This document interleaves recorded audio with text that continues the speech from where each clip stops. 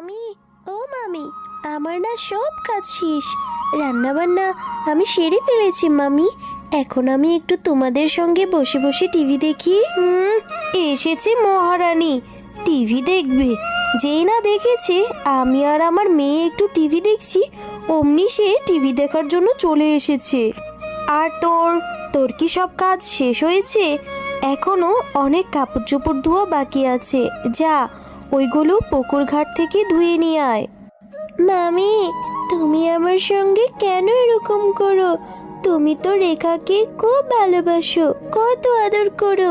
ওকে তো তুমি টিভি দেখতে একটুও বারণ করো না, তাহলে আমাকে দিয়ে এত কাজ কেন করো মামি?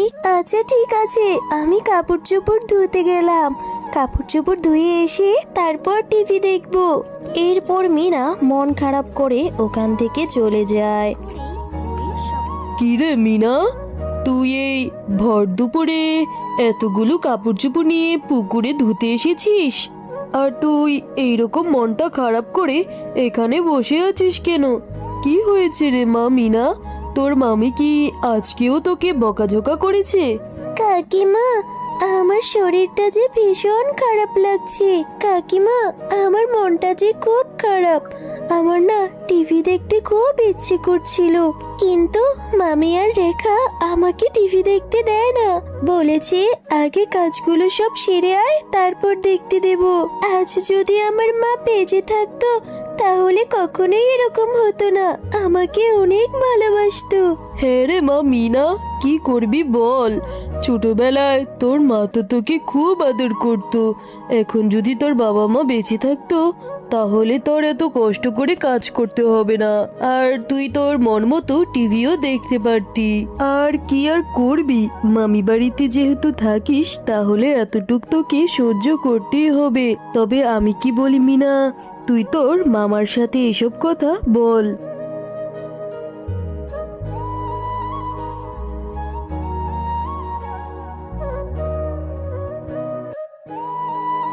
মামা, তুমি তো আমার কোনো খোঁজ খবর রাখো না। আমি যে কেমন আছি সেইটাও তো তুমি জানো না। মামা জানো, মামি আমাকে সব সময় বকাঝকা করে, আর আমি এতিম বলে আমাকে অনেক অবহেলা করে।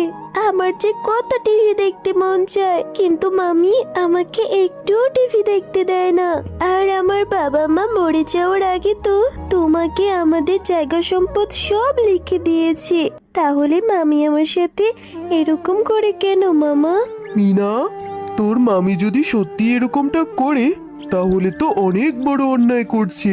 তোর বাবা মা মারা যাওয়ার পর তোর সম্পূর্ণ দায়িত্ব আমি নিয়েছি। দাঁড়া, আমি আজই তোর মামির সঙ্গে কথা বলবো। আর ওইদিকে মিনার মামি জানলার আড়াল থেকে সব কথা শুনছিল। এই ছোট লোকের বাচ্চাটার আজকে আমি মজা দেখাবো। ওর কত বড় সাহস, আমার নামে নালিশ করছে মামার কাছে। এই মিনা, এই নেকা কান্না করে মামার কাছে তো খুব নালিশ করলি, আমার পাতে বসে বসে খাস, আবার আমার নামে বদনাম করিস। এক্ষুনি আমার বাড়ি থেকে বেরিয়ে যা, ভালোই ভালোই বলছি, না হলে আজকে তোকে আমি আচ্ছা করে পিটাবো। আর শোন, এই বাড়ির থেকে গেলে সালাম করে যাবি, এই বাড়িতে আর কোনোদিন আসবি না তুই। মামি, তুমি আমার সাথে এরকম করছো কেন? কোথায় যাবো আমি ভাবি? দয়া করে আমাকে তুমি তাড়িয়ে দিও না মামি। যা বলছি আমার বাড়ি থেকে, না হলে তোকে আমি মেরেই ফেলবো আজ। তারপর মিনা তার মামির ভয়ে সেই বাড়ি থেকে চলে যায়। আর মিনা একটি লাউ বাগানের সামনে দাঁড়িয়ে দাঁড়িয়ে কান্না করতে থাকে। বাবা মা, তোমরা আমাকে ফেলে কোথায় গিয়েছো? আমার যে আর ভালো লাগে না, তোমরা আমাকে তোমাদের সঙ্গে নিয়ে যাও। বাবা মা, আমি যে আর বাঁচতে চাই না। ছোট্ট মেয়ে মিনা, তুমি এইভাবে এখানে দাঁড়িয়ে দাঁড়িয়ে কাঁদছো কেন? তোমার কিসের এত দুঃখ আমাকে বলো, আমি তোমার সমস্যার সমাধান দেব। এরপর মিনা জাদুর লাউ গাছের কাছে সব ঘটনা খুলে বলে। আহারে, তোমার সাথে তো অনেক অন্যায় হয়েছে। দাঁড়াও, আমি তোমার সব সমস্যার সমাধান এক্ষুনি করে দিচ্ছি। এই নাও, আমি জাদুকরি শক্তি দিয়ে তোমাকে এই টিভিগুলো দিয়ে দিচ্ছি। এই টিভি থেকে তোমার পছন্দ মতো টিভি নিয়ে তুমি দেখতে পারো। আর তুমি এখান থেকে যত খুশি তত টিভি নিয়ে বাজারে বিক্রিও করতে পারো। এই টিভিগুলো বিক্রি করে তুমি খুব ভালোভাবেই সংসার চালাতে পারবে, তোমার আর কোনো কষ্ট হবে না মিনা। সত্যি বলছে জাদুর লাউ গাছ, এখন থেকে আমি টিভি দেখবো, কি মজা। আর লাউ গাছ, তাহলে আমি এই টিভিগুলো বিক্রি করে আমার জন্য একটি থাকার ঘরও বানিয়ে ফেলবো। তারপর মিনা সেই টিভিগুলো নিয়ে গিয়ে বাজারে এক রাস্তার মোড়ে বিক্রি করতে বসে। আর তার টিভিগুলো খুব সস্তা আর ভালো হওয়াতে সবাই খুব আনন্দ সহকারে কিনে নিয়ে যায়। তারপর মিনা টিভি বিক্রি করে একটি বড় বাড়ি বানিয়ে ফেলে, আর সেই কথা তার মামি জেনে ফেলে। কি ব্যাপার, মিনা এত রাতারাতি এত ধনী কিভাবে হলো? আমার তো খোঁজ নিতেই হবে। আমি আজ রাতে এর একটা ব্যবস্থা করব। এরপর রাত হতে সে লাউ বাগানে যেয়ে পৌঁছায়, আর সেখানে অনেক টিভি দেখে, আরে এই তো কত টিভি, আমি এখান থেকে এই টিভিগুলো সব নিয়ে যাব, নিয়ে বিক্রি করে আমিও ধনী হয়ে যাব।